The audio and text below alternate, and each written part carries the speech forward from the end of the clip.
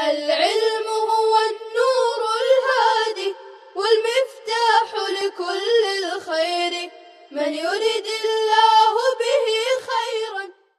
بسم الله الرحمن الرحيم. الحمد لله رب العالمين والعاقبة للمتقين والصلاة والسلام على رسوله محمد وآله وأصحابه أجمعين. أما بعد. کتاب العاریۃ.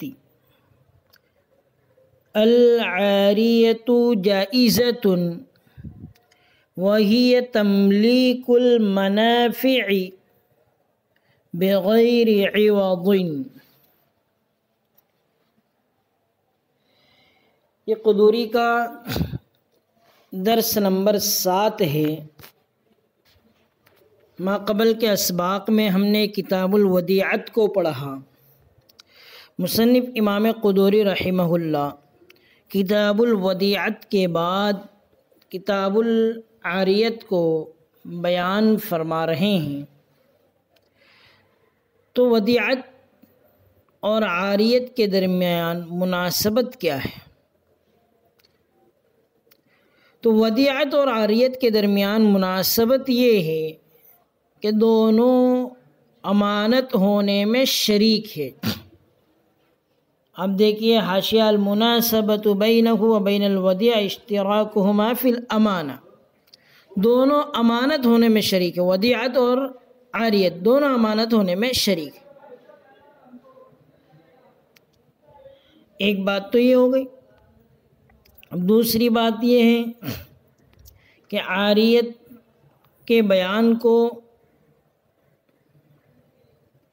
ودیعت کے بیان کے بعد کیوں لائے؟ یعنی عاریت کے بیان کو بعد میں لائے اور ودیعت کے بیان کو پہلے. تو اس کی وجہ یہ ہے کہ عاریت کے بیان کو اس لیے مؤخر کیا کہ ودیعت امانت بلا تملیک ہے اور عاریت میں تملیک المنافع ہے. ابھی آپ تعریف پڑھیں گے عاریت کی تو اس وقت یہ بات سمجھ میں آئیں گی کہ منافع کا مالک بنانا ہوتا ہے. تو ودیعت میں بلا تملیک امانت ہوتی ہے اور عاریت میں تملیک المنافع ہے. تو ودیعت عاریت کے مقابلے میں اعلیٰ ہے اور اعلیٰ ادنیٰ پر مقدم ہوتا ہے. تو یہ تو ماقبل سے مناسبت ہوئی کہ ودیعت اور عاریت میں مناسبت کیا ہے. عاریت کی لغوی تحقیق اور اصطلاحی تعریف دیکھیے. آپ حاشیے میں دیکھ رہے ہوں گے کہ العاریۃ لغۃ مشتقۃ من العریہ وہی العطیہ. کہ عاریت مشتق ہے عریۃ سے اور وہ عطیہ ہے. اب عریہ کس کو کہا جاتا ہے؟ تو لغتاً اس کا ترجمہ ہوتا ہے عریۃن کا کھجور کا درخت جس کا پھل مالک نے دوسرے کو کھانے کے لیے دے دیا ہو. جیسے کہا جاتا ہے نخلہم عرایا، ان کے کھجوروں کے درخت ہبہ شدہ ہے. تو وہی العطیہ. تو عاریت مشتق ہے عریۃن سے اور وہ عطیہ ہے کہ جس کا پھل مالک کھجور کا ایسا درخت کہ جس کا پھل مالک دوسروں کو ہبہ کر دے کھانے کے لیے دے دے. اور ایک بات یہ ہے وقیل منصوبۃ الی العار کہ عریہ کی نسبت کی گئی ہے عار کی طرف.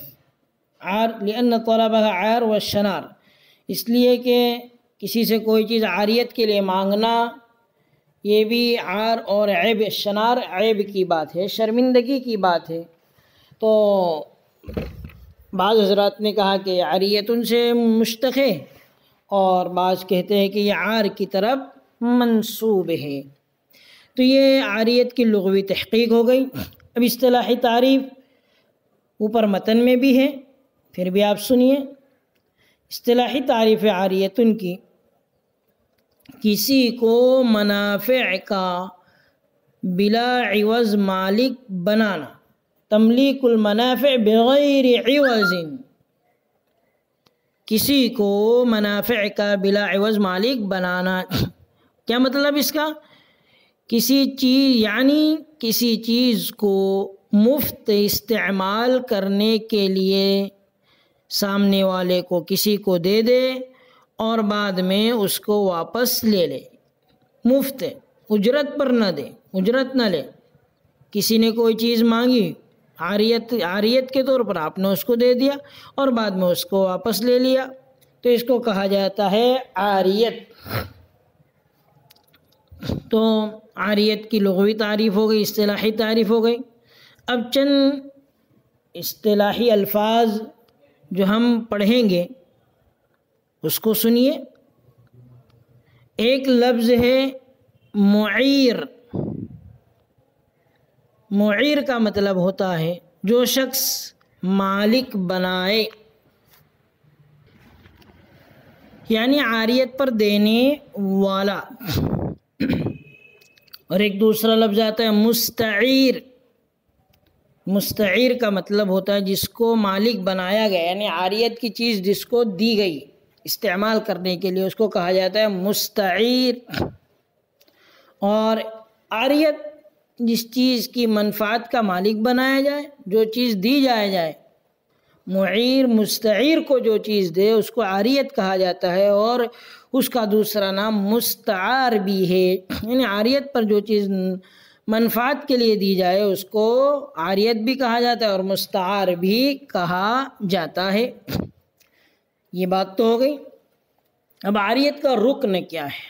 تو عاریت کا رکن ہے معیر کی طرف سے ایجاب، یعنی معیر کوئی چیز دے دے تو یہی اس کا رکن ہے۔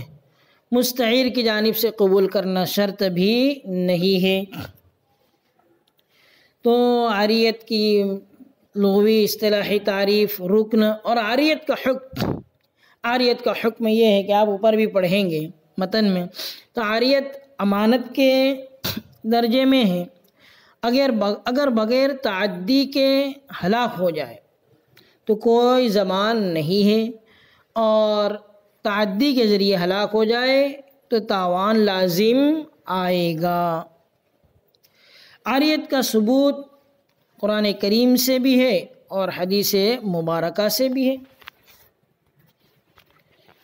قرآن کریم میں ارشاد باری تعالی ہے وَيَمْنَعُونَ الْمَاعُونَ۔ اس آیت میں کافروں کی صفت بیان کی ہے کہ وہ معون یعنی عاریت کی چیز سے بھی روکتے ہیں۔ تو معون سے مراد عاریت، کہ عاریت کی چیز سے بھی کافر روکتے ہیں۔ اور عاریت کا ثبوت حدیث مبارکہ صلی اللہ علیہ وسلم سے بھی ہے کہ آقا مدنی صلی اللہ علیہ وسلم نے غزوہ حنین کے موقع پر حضرت صفوان بن امیہ رضی اللہ عنہ سے کچھ زرہیں یعنی لوہے کی جالی کے کرتے جو لڑائی میں پہنتے ہیں عاریتاً لی تھی، کچھ زرہیں عاریتاً لی تھی۔ تو عاریت کا ثبوت قرآن کریم سے بھی ہے اور عاریت کا ثبوت احادیث مبارکہ سے بھی ہیں۔ اب چند عبارتیں دیکھیے۔ العاریۃ جائزۃ وہی تملیک المنافع بغیر عوض۔ عاریت ترجمہ دیکھیے، عاریت جائز ہے۔ اب یہاں سے عاریت کی تعریف، اور عاریت منافع کا مالک بنانا ہے بغیر عوض کے۔ تو اس عبارت میں صاحب کتاب نے عاریت کی تعریف بیان کی ہے۔ اب تعریف میں ایک قید بڑھا ہی ہے بلا عوض کی، بغیر عوض۔ اس قید کو بڑھانے کا مقصد مصنف امام قدوری رحمہ اللہ کا یہ ہے کہ اجارے کو نکالنا ہے۔ اس قید سے اجارہ نکل گیا، کیوں کہ اس میں بھی منافع کی تملیک ہوتی ہے۔ ایک آدمی کسی کو کوئی چیز اجرت پر دیتا ہے تو جو اجرت پر لینے والا ہے وہ منافع سے منفعت حاصل کرتا ہے، لیکن منافع کی تملیک ہوتی ہے مگر اس میں عوض ہوتا ہے، یعنی اجرت پر دینے والا جو ہوتا ہے اس کو عوض دینا پڑتا ہے، اور عاریت میں وہ چیز بغیر عوض منافع ہوتے ہیں، منافع کا مالک بنانا ہوتا ہے لیکن بلا عوض، اور اجرت میں بالعوض۔ تو عاریت میں بغیر کسی عوض کے کسی کو کوئی چیز دے دے کہ اس سے فائدہ اٹھا کر مجھے واپس کر دینا، اس کو عاریت کہتے ہیں، اور اجرت میں یہ چیز نہیں ہے، اجرت بالعوض ہوتی ہے اور عاریت بلا عوض۔ اب آگے دیکھیے، وَتَصِحُّ بِقَوْلِهِ أَعِرْتُكَ وَأَطْعَمْتُكَ هَذِهِ الْأَرْضِ وَمَنَحْتُكَ هَذَا الثَّوْبَ وَحَمَلْتُكَ عَلَى هَذِهِ الدَّابَّةِ إِذَا لَمْ يُرِدْ بِهِ الْهِبَةَ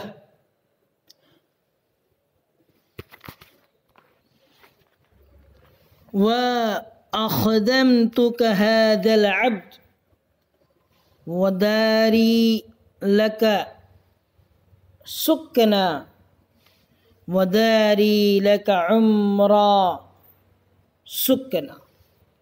ترجمہ دیکھیے، وَتَصِحُّ بِقَوْلِهِ، اور صحیح ہوتی ہے عاریت، اور عاریت صحیح ہو جاتی ہے بقولہ، یہ کہنے سے، اعرتک، میں نے تم کو یہ عاریت پر دیا، اطعمتک هذه الارض، اور میں نے تم کو یہ زمین کھانے کے لیے دی، یعنی اس زمین میں سے کھانے کے لیے دیا، ومنحتک هذا الثوب، میں نے تم کو یہ کپڑا دیا، وحملتک علی هذه الدابة، اور میں نے اس جانور پر سوار کیا تم کو، اذا لم يرد به الهبة، جبکہ ارادہ نہ کرے اس سے ہبا کا، یعنی منحتک اور حملتک یہ دو جو الفاظ ہیں اس سے ہبا کا ارادہ، ابھی تشریح میں بات سمجھ میں آئے گی۔ وَأَخْدَمْتُكَ هَذَا الْعَبْدَ، اور خدمت کے لیے دے دیا تم کو یہ غلام، میں نے تم کو یہ غلام خدمت کے لیے دے دیا، وَدَارِي لَكَ سُكْنًا، میرا گھر آپ کے رہنے کے لیے ہے، سکنا رہنے کے لیے، وَدَارِي لَكَ عُمْرًا سُكْنًا، میرا گھر آپ کے لیے عمر بھر رہنے کے لیے ہے، عمرہ سکنا، عمر بھر رہنے کے لیے ہے۔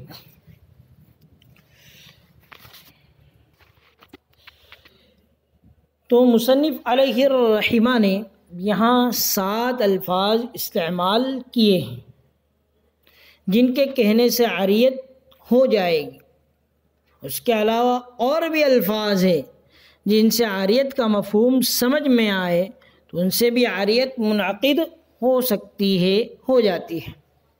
اب یہ 7 الفاظ جو مصنف نے اعرتک و اطعمتک سے لے کر داری لک عمرہ سکنا، یہ جو 7 الفاظ استعمال کیے ہیں، ہر ایک جملے کی تشریح دیکھیے۔ سب سے پہلا جملہ ہے اعرتک، تو اعرتک کا جو جملہ ہے تو یہ لفظ صریح ہے عاریت میں کہ میں نے تم کو یہ چیز عاریت میں دی۔ دوسرا جملہ ہے اطعمتک هذه الارض، میں نے تم کو یہ زمین کو کھانے کو دیا، لیکن زمین کھانے کے لیے نہیں دی جاتی بلکہ اس کا غلہ کھانے کے لیے دیا جاتا ہے، جس کا مطلب یہ نکلا کہ زمین کے غلے سے تم فائدہ حاصل کر سکتے ہو۔ تو اعرتک کا پہلا جملہ، دوسرا جملہ اطعمتک هذه الارض، تیسرا جملہ ہے منحتک هذا الثوب۔ اب اس جملے کے 2 مطلب ہیں، ایک تو یہ کہ اس کپڑے کو مکمل دے دیا، یعنی ہبا کی نیت، اذا لم يرد به الهبة، جبکہ اس کے ذریعے ہبا کی نیت نہ کی، اسی لیے قید بڑھائی ہے۔ تو ایک مطلب یہ ہے کہ مکمل دے دیا، ہبا کر دیا، دوسرا مطلب یہ ہے کہ اس کپڑے کو وقتی طور پر پہننے کے لیے دیا، اس لیے کہ اگر ہبا کی نیت نہ ہو تو عاریت ہی مراد ہوگی۔ چوتھا جملہ ہے حملتک علی ہذہ الدابہ، اس کے بھی دو مطلب ہے۔ ایک مطلب یہ کہ پورا گھوڑا ہبا کر دیا، دوسرا مطلب یہ کہ وقتی طور پر گھوڑا سوار ہونے کے لیے دے رہا ہے۔